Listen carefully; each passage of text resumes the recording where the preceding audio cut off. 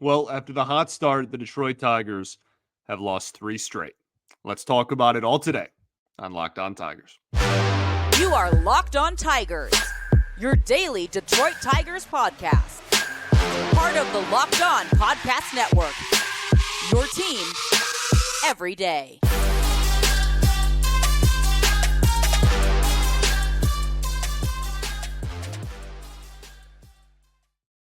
What is up, everybody? Welcome back to another edition of Locked On Tigers. I'm, of course, your host, Scott Bentley. Today is Tuesday, April 9th, 2024.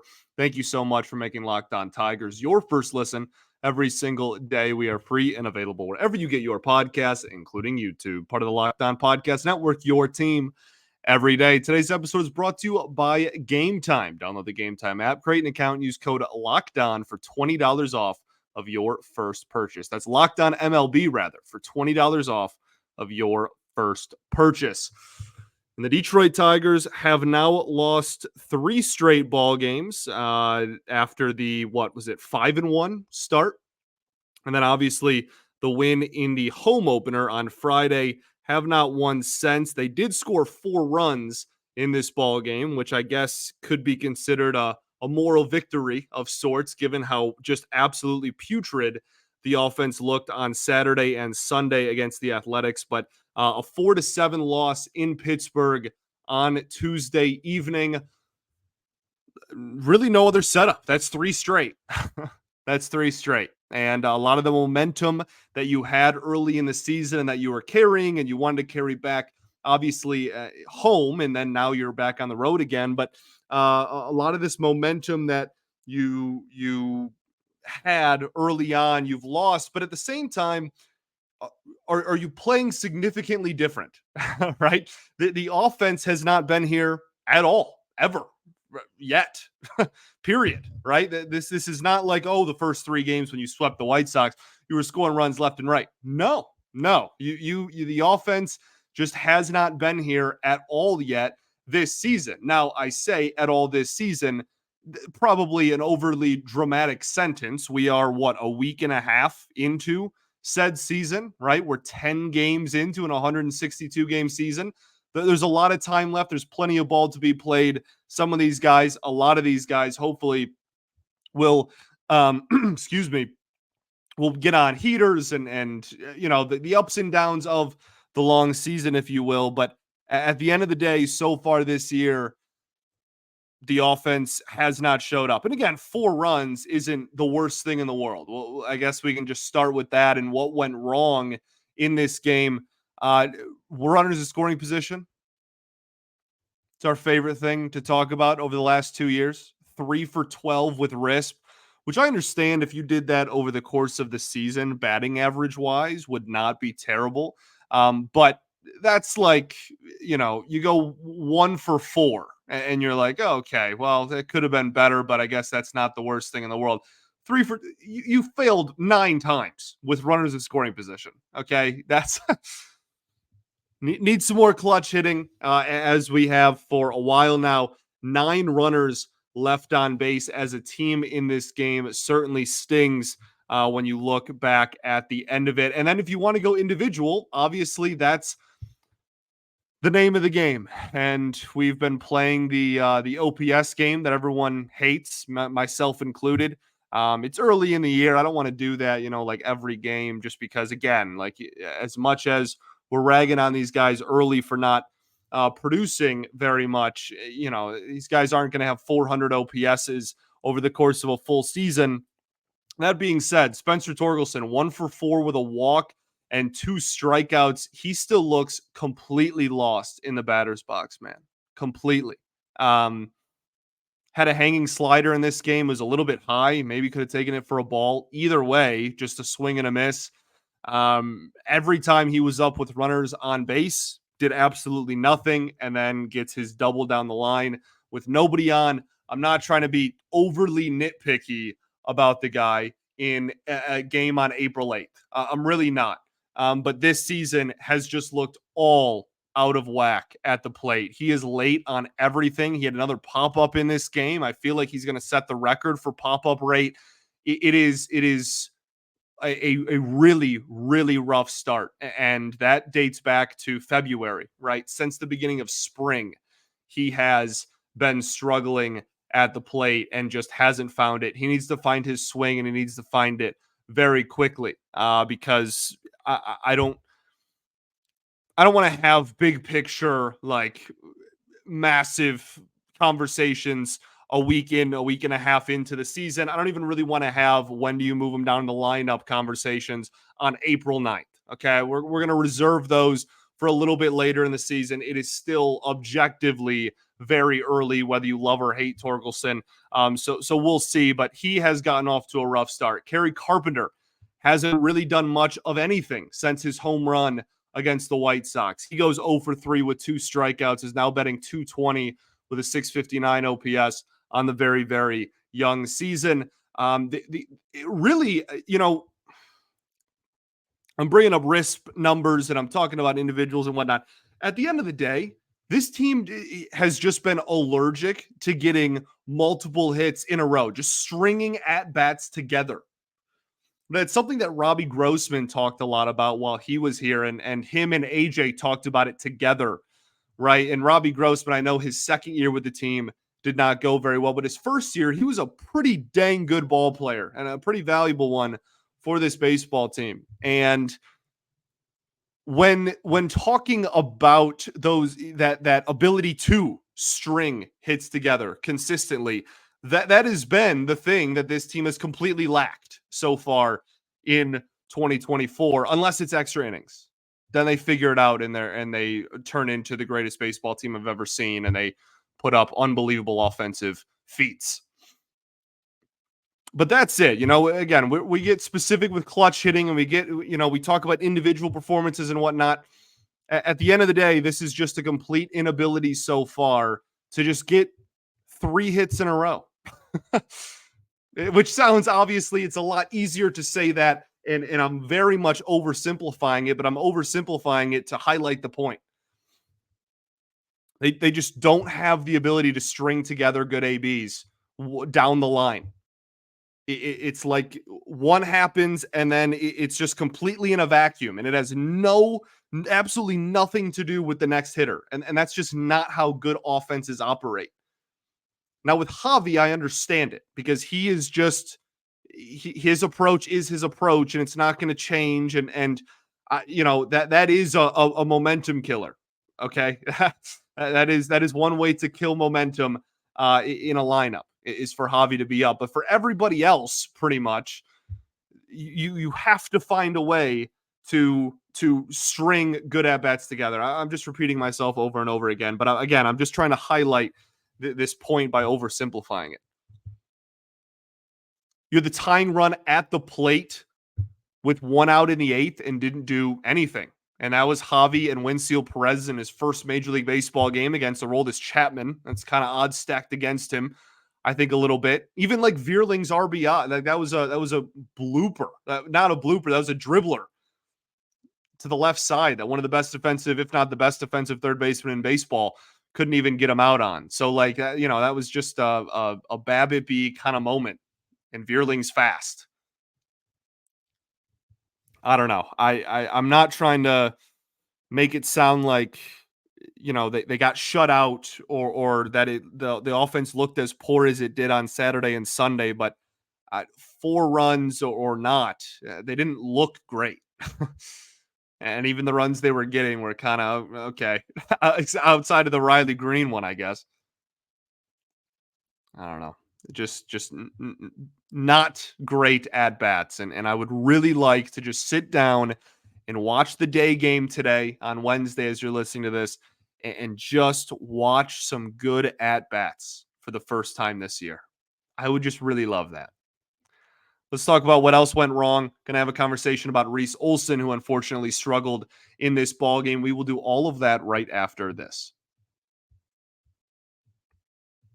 Got to talk to y'all today about our friends over at Game Time. Game Time is the definition of clutch. I talk about them all the time because I use them all the time, and they are now an authorized ticket marketplace of Major League Baseball, which makes getting tickets even faster and easier. Prices on the Game Time app actually go down the closer it gets to first pitch. You can look through the app. They have fantastic deals right up to the start of the event, even an hour after the event starts. That's why it's my favorite. That's why I continue to go back to the well and go back to Game Time over and over again, is because I'm spontaneous when it comes to deciding to go to sporting events. And if it needs a ticket, they have concerts, comedy, theater, you name it. If it needs a ticket, odds are pretty good Game Time has it. And you can just make that last second call and be there. And again, the prices go down the closer it gets to help you save money. They also have the low priced guarantee, or Game Time will credit you 110% of the difference. It is the best, and you can take all of the guesswork out of buying tickets with Game Time. For a limited time, you can also get $20 off of any MLB purchase of $150 or more in the Game Time app with code FIRSTPITCH. That's First Pitch, all one word, for $20 off from March 25th to April 14th only. Not too much time left. So download Game Time today. Last minute tickets, lowest price guaranteed. All right, everybody, welcome back here. Segment 2 of Locked On Tigers. I appreciate you all so much for tuning in, even after a 3-game losing streak here early on in the season. Also, be sure to check out Locked On Sports Today, the first ever 24/7 sports streaming channel. You can check it out on YouTube or for free in the Amazon Fire TV channels app. Okay, so what else went wrong in this 4-7 loss at the hands of the Pittsburgh Pirates, who are now 9-2? And I know that I said yesterday that I feel like every year, the last few years at least, they have gotten off to a really good start in April and then kind of tapered off. And then by the end of the season, they're just completely out of it. But 9-2, this is the first time the Pirates have gone 9-2 since the early 90s.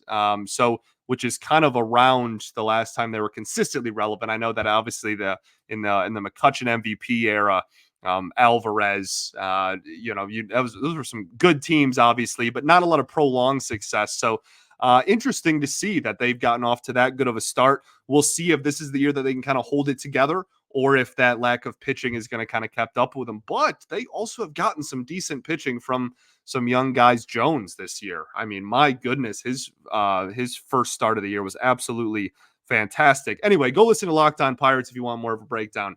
Awesome show. Been a guest there a couple of times. Let's get focused back, ADHD moment, focus back on your Detroit Tigers. Reese Olson, 4 1/3, 9 hits, 6 earned runs, 3 walks, and 3 strikeouts. The command was really sporadic in this ball game, really all over the place, never really settled in. I just said really like 6 times, but he really didn't settle in at any point. Got punched in the mouth early. Also had poor BABIP luck, batting average balls in play. So just a lot of slow dribblers where he was executing or close to executing, and unfortunately was hitting them right where they ain't, or was a slow dribbler that nobody was able to get to, etc. Right? So did get kind of unlucky in that regard. Not a justification for the performance, not making an excuse. Well, I'm going to talk about the biggest reason as to why I think he struggled here in a second, but it was kind of just like the perfect storm of garbage. Like he didn't settle in. He didn't have the command. His fastball wasn't effective, which is my big point. But also, even when he was hitting his spots, he was getting unlucky as well. It was just, again, kind of this perfect storm of a really, really just rough day at the office for him, unfortunately. But the biggest point that I have with Reese Olson that we've been talking about a calendar year now, maybe, right? We've been talking about this for a while. We talked about it in his player preview in the spring, and I'm going to continue bringing it up. And in this game, I thought it really reared its ugly head, was that he just hasn't had an effective major league fastball. In this ball game, his four-seamer had an 11% CSW percentage. His sinker at a 14. That's called strikes plus whiffs. That's just straight up pretty much how many strikes induced that pitch got. 11% and 14% on his 2 variations of fastballs is very low. He also only had 2 total swings and misses on both of those pitches combined. Now, the sinker isn't really a swing and miss pitch. The four-seam fastball should be more than it is for him. It's a pitch that has movement, and he throws it hard. Can throw 94, 95, 96, and it's just not an effective major league pitch for whatever reason. In 2023, again, we talked about this in the player preview, he had a 15% whiff rate on his fastball and a 22% strike rate on his fastball. The sinker had a 12% whiff rate and a 10% K rate. That's just too low to be the fastball and the stuff that we know he has. And that's just going to continue to be my point with him. We know the slider is borderline, if not just straight up elite. We know the changeup dances, right? Like a professional dancer. I don't know where I was going with that, but it moves a ton, right? His secondary stuff, his breaking pitches, his off speed moves so much. And he has a fastball with good velocity that is just ineffective so far in his major league career. So that is going to continue to be something that I drive home until I am out of breath or until it starts looking a lot more effective. But that is really, in this game, again, it really reared its ugly head. Just could not get it past people. Anytime it was in the zone, it was hit and hit pretty hard. And when it was out of the zone, it was spit on and wasn't getting chases. Just was any time he was throwing any variation of his fastball in the strike zone, it was put in play, and unfortunately was put in play for hits most of the time. So that is something I'm going to continue to point to. There was one point, again, just going back to the BABIP kind of thing. There was one point in this game where the Tigers had, I want to say, 7 of the 8 hardest hit balls of the afternoon. This is like the 4th inning, mind you. This wasn't by the end of the game. And the Pirates were up 5-1 or 4-1. Just that one inning specifically, was at the second or the third, just slow dribbler, squeaks through the middle infield, squeaks past the glove of Cole Keith, like just a bunch of back-to-back, really frustrating stuff. But he did get hard at times as well, gave up some really hard contact, especially as the outing went along. So going to continue to keep an eye on him for his fastball effectiveness. There's no reason it shouldn't be. And the other stuff is all there. He has the ability to be such an unbelievably good pitcher. We just got to focus in on what that fastball is doing. Let's talk about what went right in this game. It's not a super long list, but there is some. I thought Joey Wentz looked pretty solid. 2 innings pitched, 1 hit, no runs, no walks, and 2 strikeouts. The fastball just, I guess this is broken record. We just talked about this with Reese Olson. Joey Wentz's fastball was legitimately one of the worst pitches in baseball in 2023. And even though there's an uptick in velo since moving to the bullpen, it still wasn't effective, really. It didn't look super effective. It hasn't been super effective so far this season. But I did think that the cutter was good. I thought the command was good. I thought he was painting the corners pretty well in this game. I thought Jake Rogers called him well as well. Jake Rogers, I think, is aware of the ineffectiveness of the fastball consistently. So I thought that he put him in good situations when he did want him to throw it. I had no issues with it. There's certainly a long way to go. Still give up a hit. And there's still a long way to go before Joey Wentz has instilled confidence into me. And I'm sure, not even sure, I know all of you as well. Again, I read my own comment section, but I thought that he looked pretty solid in this one. And his ERA on the year, 10 games into the season, is sub 2. But again, very, very small sample size there. That's obviously not going to last. So we'll see. We'll see where he kind of ends up when it comes to that. Let's keep the ball rolling. There's a couple things I liked, just specific plays or moments in this game that I think deserve to be shouted out as well, even though there's not a huge overlying, fantastic performance by anybody in this game. We will talk about that right after this. Going to talk to y'all today about our friends over at Prize Picks. Spring training is over and baseball's season is officially underway, so don't miss your chance to add your favorite players from the diamond in your Prize Picks entries. Whether it's strikeouts, RBIs, or first inning runs, you can take your pick of more or less and add them to your Prize Picks entries today. You can also get in on all the playoff action in basketball season and win up to 100 times your money on Prize Picks starting.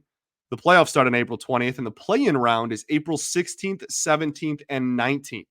Super fun. It's the perfect time to get on the action. That's a week away, right? So as you and the world's best players take on Prize Picks, you can, again, 100 times your money. It's really fun. Again, we talk obviously a lot about baseball here specifically. It's also always rather really fun for me to just look at pitchers, just because that's such an easy and obtainable thing to look at. Strikeout numbers, innings pitched. Again, they just have like fantasy points for some players you can talk about, but I always just love going through the probable pitchers for that day and looking at, am I going to take more or less on a certain pitcher's strikeout numbers? So that's always a really fun thing to do, just part of my like morning routine, honestly, at this point. So download the app today and use code LOCKEDONMLB for a first deposit match up to $100. Again, that's LOCKEDONMLB for a first deposit match up to $100. Pick more, pick less. It's that easy. All right, everybody, welcome back here. Third and final segment of Locked On Tigers. I appreciate you all so much for tuning in as always. What else went right in this ball game? This 7-4 loss to the Pittsburgh Pirates. I think one of the things I really liked in this ball game was Parker Meadows in the first inning. Just the way that run was generated, I think, is in a perfect world exactly what gives you hope about Parker Meadows in a way, right? And I understand he's batting 080 and has an OPS of like 400. I understand. Okay, we'll get to that in a second.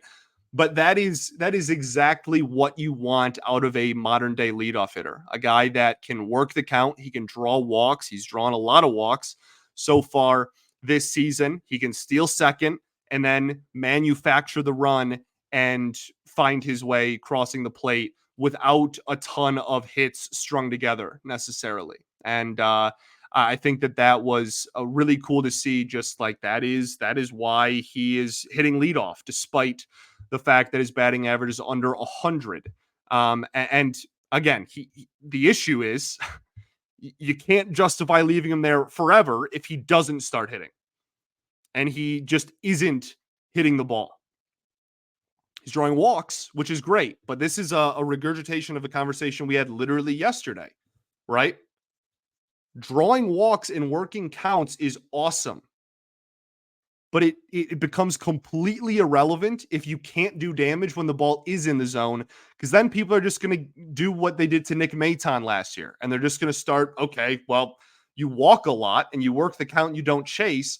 Here's 3 straight curveballs in the strike zone. Good morning, good afternoon, good night. So I'm not comparing Parker Meadows to Nick Maton at all, okay? Let's all take a deep breath. But that is very obviously, again, I'm not reinventing the wheel. This isn't rocket science. I'm not trying to patronize you. But it's one of those things where you saw the flash, right? You saw it literally in the first inning. You saw the spark, and you saw what he can provide in offense when he's right. But him, like everyone else in this lineup, just hasn't hit so far this season. Winfield Perez making his major league debut. I know he went 0 for 2. He stranded the bases loaded. Bases loaded on your weak hand. He's a switch hitter, but he is significantly better against right-handed pitching than left-handed pitching. So your weak side in your major league debut against like the most prolific hurler, right? Like fastball of a generation is a really, really tall task. That's a really big ask from the organization there. And yeah, but at the end of the day, I'm happy for him. This is a guy that really, I think, deserves it. He hit in AAA really well last season. I've always suspected that if he didn't get hurt right at September call-ups last year, that he actually would have been the September call-up last season instead of Andre Lipsius. Again, Lipsius was fine, wishing him nothing but the best in the Dodgers organization. But it's one of those things where I think Winfield Perez was hitting well enough, and they like his versatility position-wise, where I think that and this is just a guess. There's no report. This is not journalism. This is just me completely guessing based on vibes and based on a gut feeling that I have. But I think they really like him. He's playing a lot of center this year and at the end of last season and in spring and whatnot. So I am interested to see where he plays because he is replacing Andy Ibanez on the roster, which we'll talk about a little bit more in depth here in a second.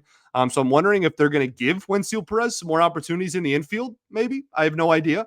But he's been playing a lot of outfield and was moved exclusively to the outfield in spring training. So very interested in that. Replacing an infielder with an outfielder is an interesting choice if that's just what's happening in a vacuum. But I don't know. I suspect he will play all over the diamond. Like this guy's going to play, maybe 5 different positions when it's all said and done over the next few weeks. So we'll see, though. We'll see if he can hit.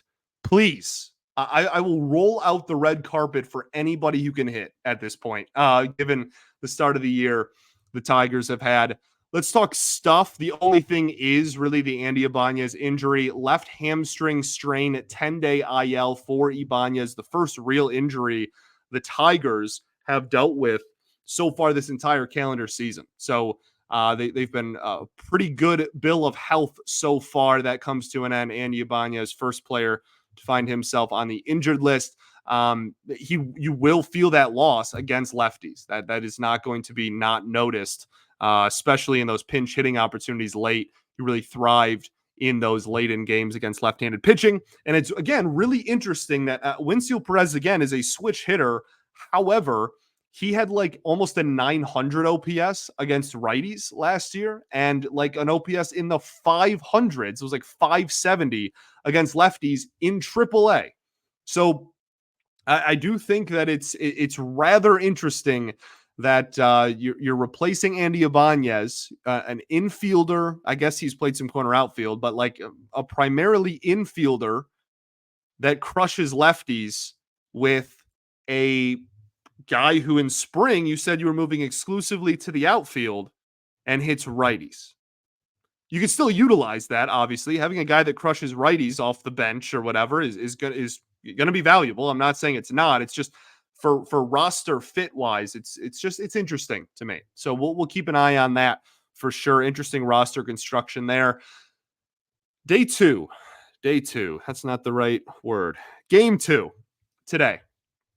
Martin Perez does not strike people out. If you get now, I'm not saying if you like don't score runs. Okay, I don't really expect to score runs currently until proven otherwise. I'm not going to go into a Tigers game expecting a whole heck of a lot. Okay. And if they start scoring runs by the end of the month and this is just a slow start thing, then great. Awesome. Then I'll expect more. But until that happens, I only know what I've seen. We only see what we've seen and we haven't seen anything offensively yet.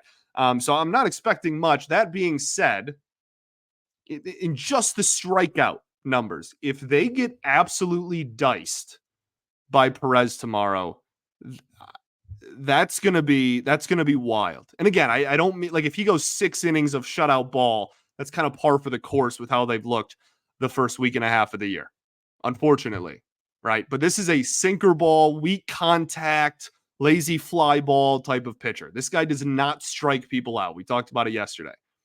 You're going to have an opportunity to put the ball in play. Hopefully you can do some damage. I would love to be 7-5 going into Wednesday's off day because then you have an 8-game homestand against the Twins and the reigning champion Texas Rangers. Those are 8 huge games early in a season. And if you're not scoring runs against them, April's going to get real ugly real quick. So let's win today. As you're listening to this, let's win on Tuesday. Let's go into the off day with some good vibes. The rotation will restart, and you can go into that game 1 against the Twins, Scooble on the bump, coming off a win, high vibes, and we can try to get this thing back on track. Okay? Thanks for making Locked On Tigers your first listen every single day, free and available wherever you get your podcasts, including YouTube, part of the Locked On Podcast Network, your team every day. Shout out to the everydayers that do tune in every day. We will be back tomorrow recapping, hopefully a win. It's a day game, 12:30, I think, start time. A day game, not even a 1 p.m.er. So be sure to tune in for that, and we will talk about it on tomorrow's show. All right. I appreciate you all for real. Thank you for coming back to the well here, even despite the losing. All right. Hopefully some winning soon. Peace and love. Going to therapy's dope. I'll catch y'all tomorrow, baby. Go Tigers.